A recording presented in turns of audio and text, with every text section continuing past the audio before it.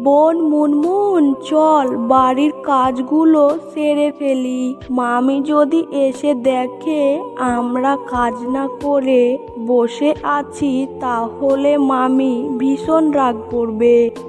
দিদি, আমার যে ভীষণ খিদে পেয়েছে, সেই সকাল থেকে শুধু কাজ করছি, আর যে পারছি না গো আপু, আমাকে কিছু খেতে দাও। আচ্ছা ঠিক আছে, চল বোন, আমি বরং তোকে কিছু খেতে দিই। এরপর শিউলি শিয়ালিনী যেই না তার ছোট বোন মুন্নিকে খেতে দেবে, তখনই তাদের কুনকুন মাসি কুনকুন মামি চলে আসে। হাই রে হাই, তো বলি এত খাবার যায় কোথায়? এইভাবে তোরা দুই বোন খাবারগুলো চুরি করে খাস না? কাজ না করে সারাদিন শুধু খাই খাই। মামি, মুন্নি তো অনেক ছোট, আর এত বেলা অবধি ও তো আর না খেয়ে থাকতে পারে না, তাই ওকে একটু খাবার খেতে দিলাম। তাই নাকি? খিদে পেয়েছে বুঝি? তো এত জোরে খিদে পেয়ে থাকে তাহলে রাস্তায় গিয়ে ভিক্ষে করগে, আর একবার যদি আমার খাবারে হাত দিস তাহলে তোদের দুই বোনকে বাড়ি থেকে বের করে দেব, বলে দিলাম। আরে গিন্নি, তুমি সব সময় বাপ মরা ছেলে দুটোকে নিয়ে এমন কেন করো শুনি? সেই সকাল থেকে তো ওরা কাজ করে, বিনিময়ে কি ওদেরকে একটু পেট ভরে খেতেও দিবা না? এই শোনো, তুমি একটা কথাও বলবে না। আমি যা করেছি একদম ঠিক করেছি, আর যদি এতই সমস্যা থেকে থাকে তাহলে আমি আমার ছেলেকে নিয়ে বাপের বাড়ি চলে যাচ্ছি। আরে গিন্নি, তুমি এসব কি বলছো?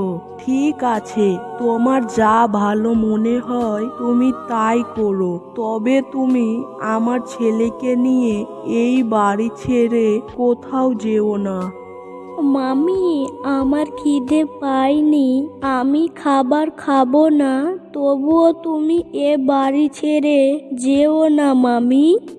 এই তো কথার মতো কথা বলেছিস, বাবা মা দুটোকেই তো খেয়েছিস, এখন আমাকেও খাওয়ার জন্য উঠে পড়ে লেগেছিস নাকি? এখন তোরা আমার বাড়ি ছেড়ে চলে যা বলছি। এসব কথা বলে কুনকুন সেখান থেকে চলে যায়। শিউলি শিয়ালিনী কাঁদতে কাঁদতে একটা গাছের নিচে গিয়ে দাঁড়ায়।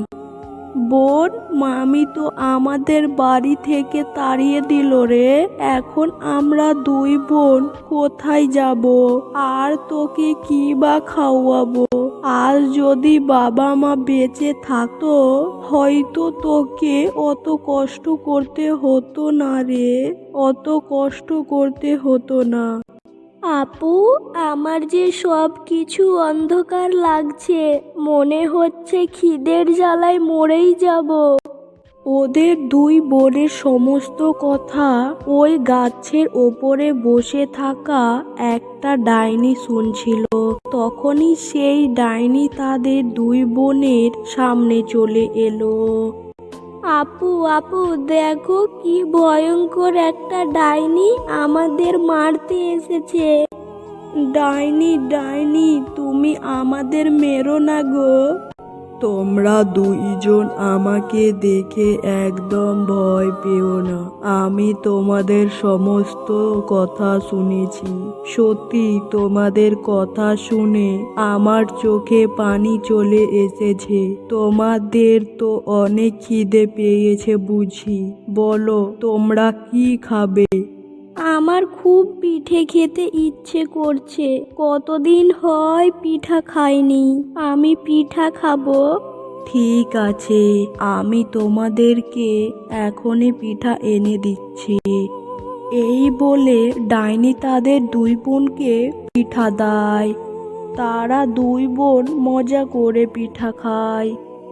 এমন পিঠা যদি দুই বোন রোজ খেতে পারতাম তাহলে কতই না ভালো হতো।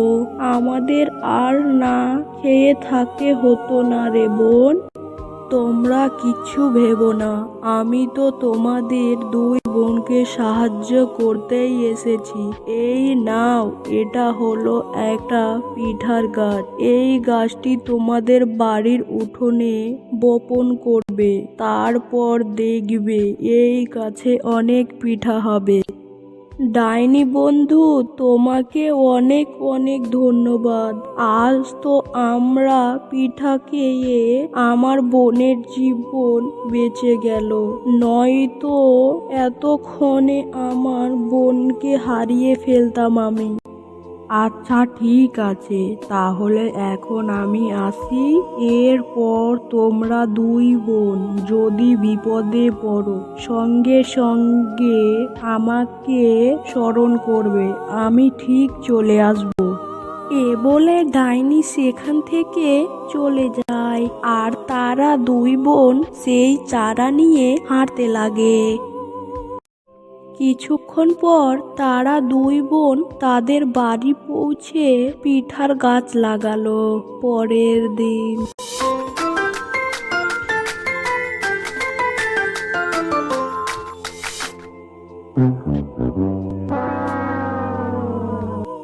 আপা, ও আপা, দেখো কাল যেটা পিঠার গাছ লাগিয়েছিলাম সেই গাছে অনেক পিঠা ধরে আছে। আপা, আমাকে পিঠাগুলো পেড়ে দাও, আমি পিঠা খাবো। দাঁড়া বোন, আমি তোকে পিঠা পেড়ে দিচ্ছি। তারপর শিউলি শিয়ালিনী তার বোনকে পেড়ে দিল। দিয়ে মুন্নি পিঠা খেলো, দিয়ে বলল, দিদি, ও দিদি, চলো আমরা এই পিঠাগুলো বিক্রি করে আসি। হ্যাঁ চল বোন, আমাদের কিছু টাকাও হয়ে যাবে, আমরা পিঠাগুলো বাজারে বেচে আসি। তারপর শিউলি শিয়ালিনী তার বোনকে নিয়ে পিঠা বেচতে চলে গেল। বাজারে পৌঁছে তাদের সবাই পিঠা কিনলো, কারণ তাদের পিঠা অনেক ভালো ছিল এবং সুস্বাদু ছিল, তার জন্য সবাই পিঠা কিনলো। আরে, ওরা দুই বোন পিঠা কোথায় পেয়েছে? আমাকে ব্যাপারটা তো ভালো ঠেকছে না। আমি আজকেই রাত্রে ওদের বাড়ি যাব, ব্যাপারটা খুঁজে দেখতে হবে আমাকে। রাত্রে কুনকুন শিউলি শিয়ালিনীর বাড়ি যায়। দিয়ে কুনকুন পিঠার গাছটাকে কেটে চলে আসে।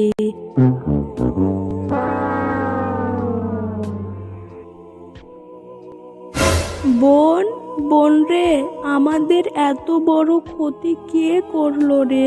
আমরা যে আবার গরিব হয়ে গেলাম, আমাদের ভাগ্যই খারাপ। আপু, ও আপু, ডাইনি আন্টি বলেছিল যে তোরা যদি কোনো বিপদে পড়িস তাহলে আমাকে ডাকবি, আমি চলে আসব। তুমি ডাইনি আন্টিকে ডাকো না আপু। ডাইনি আন্টি, ও ডাইনি আন্টি, আমরা যে অনেক বিপদে পড়েছি, তুমি আমাদের কাছে এসো না গো। কাঁদিস না রে তোরা, আমি সব জানি। তবে তোরা কোনো চিন্তা করিস না, আজকে রাত্রে চোরের 12টা বাজাবো আমি। তোদের গাছকে আবার ঠিক করে দিলাম, এবার তোরা কাঁদিস না, আমি এখন যাই। তারপর ডাইনি চলে যায়। দিয়ে আবারও শিউলি শিয়ালিনী তার বোনকে নিয়ে পিঠা বিক্রি করতে যায়। আরে, আমি তো ওদের পিঠার গাছ কেটে দিয়েছি, তাও ওরা কোথায় পিঠা পেল? আমাকে তো দেখতেই হবে। কিছুক্ষণ পর কুনকুন শিউলি শিয়ালিনীর বাড়ি যায়। আরে, আমি তো কালকেই এই গাছটা কেটেছি, আর আজকে এই গাছটা আবার ভালো হয়ে গেল কেন? তবে নো টেনশন, আমি এবার গাছটা কেটে আমি আমার বাড়ি নিয়ে চলে যাব। তারপর যেই না কুনকুন গাছটা কাটতে যাবে তখনই গাছ থেকে ডাইনি বেরিয়ে আসে। ওরে বাবা রে, আমাকে ডাইনি মেরে ফেললো রে, আমাকে বাঁচা রে বাঁচা, আমি আজ শেষ। এই সব চিৎকার শুনে শিউলি শিয়ালিনী আর তার বোন চলে এলো।